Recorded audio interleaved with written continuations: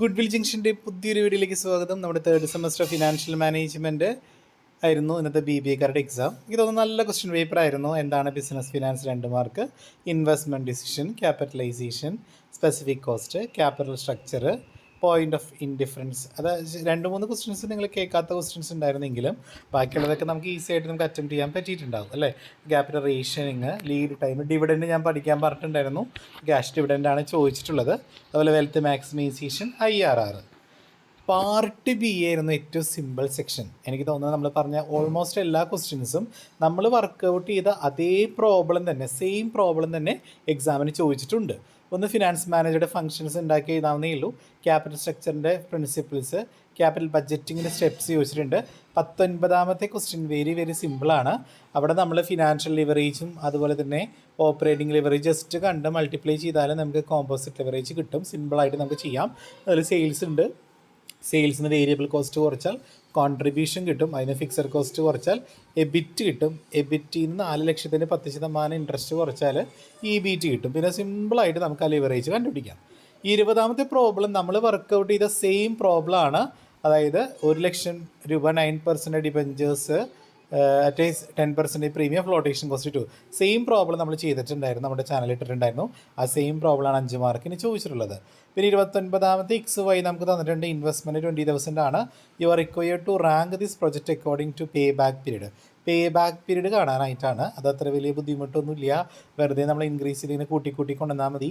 അപ്പോൾ ആദ്യത്തെ 1000, പിന്നെ 2000 + 1000 3000, 3 4 7000, 7 5 12000, 12000 8000 കൂടി കൂട്ടുമ്പോൾ നമുക്ക് 20,000. അപ്പോൾ 5th ഇയറിലാണ് പ്രൊജക്റ്റ് എക്സിൻ്റെ പേ ബാക്ക് പീരീഡ് വരിക. Y ആണെങ്കിൽ 2000 ആദ്യം വരും. 4 2 6, 6 6 12, 12 8 20. അപ്പോൾ പ്രൊജക്റ്റ് Y 4th ഇയറാണ്. അപ്പോൾ പേ ബാക്ക് പീരീഡ് നമുക്ക് ഏറ്റവും നല്ലത് പ്രൊജക്റ്റ് Y ആണ്. കാരണം Y 4 വർഷം കൊണ്ട് നമുക്ക് ഇറക്കിയ പൈസ തിരിച്ച് കിട്ടുന്നുണ്ട്. അപ്പോൾ Y ആണ് ഏറ്റവും ബെസ്റ്റ് ആയിട്ടുള്ള പ്രൊജക്റ്റ്. ഇത്രയും ചെയ്താൽ നമുക്ക് ഫുൾ മാർക്ക് നമുക്ക് വാങ്ങാം. 22ാമത്തെ ക്വസ്റ്റ്യനും സിമ്പിളായിരുന്നു. കോസ്റ്റ് ഓഫ് ഗുഡ്സ് സോൾഡ് 5 ലക്ഷം തന്നിട്ടുണ്ട്.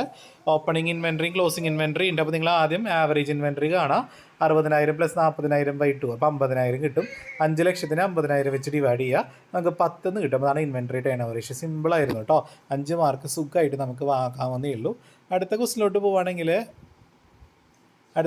പോവുകയാണെങ്കിൽ അതും എനിക്ക് തോന്നുന്നു വലിയ പ്രോബ്ലം ഇല്ലാത്ത ക്വസ്റ്റൻ ആയിരുന്നു. EOQ കാണാനാണ്. EOQയിലെല്ലാം ഡയറക്റ്റ്ലി നമുക്ക് തന്നിട്ടുണ്ട്. നമ്പർ ഓഫ് ഓർഡേഴ്സ് ഇത് നമ്മൾ സെയിം പറഞ്ഞിട്ടുള്ള പ്രോബ്ലം തന്നെയായിരുന്നു. ആനുവൽ കൺസംഷൻ 6400 നമുക്ക് തന്നിട്ടുണ്ട്. അതുപോലെ തന്നെ ഓർഡറിംഗ് കോസ്റ്റും ക്യാരിങ് കോസ്റ്റും ഡയറക്റ്റ്ലി തന്നിട്ടുണ്ട്. വെറുതെ അപ്ലൈ ചെയ്താൽ മതി. ഇനി 10 മാർക്കിൻ്റെ SA ക്വസ്റ്റ്യൻ ഞാൻ പറഞ്ഞിട്ടുണ്ടായിരുന്നു. വർക്കിംഗ് ക്യാപിറ്റലിൻ്റെ ഫാക്ടേഴ്സാണ് ചോദിച്ചിട്ടുള്ളത്. വർക്കിംഗ് ക്യാപിറ്റൽ എന്താണ്, അതിൻ്റെ ഫാക്ടേഴ്സ് ചോദിച്ചിട്ടുണ്ട്. 10 മാർക്ക് സുഖമായിട്ട് വാങ്ങാം.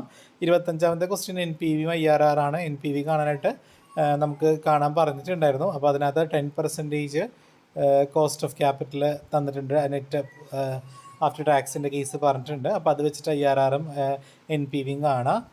അതിനുശേഷം ഏത് പ്രൊജക്റ്റാണ് നല്ലതെന്നുള്ളത് നോക്കാൻ പറഞ്ഞിട്ട് അത് കുറച്ച് കൺഫ്യൂഷൻ ആണെങ്കിൽ നിങ്ങൾക്ക് അടുത്ത ക്വസ്റ്റ്യൻ എടുക്കുക. ഡിവിഡൻഡ് ഡിസിഷനും അതിനെ എഫക്റ്റ് ചെയ്യുന്ന ഫാക്ടേഴ്സാണ്.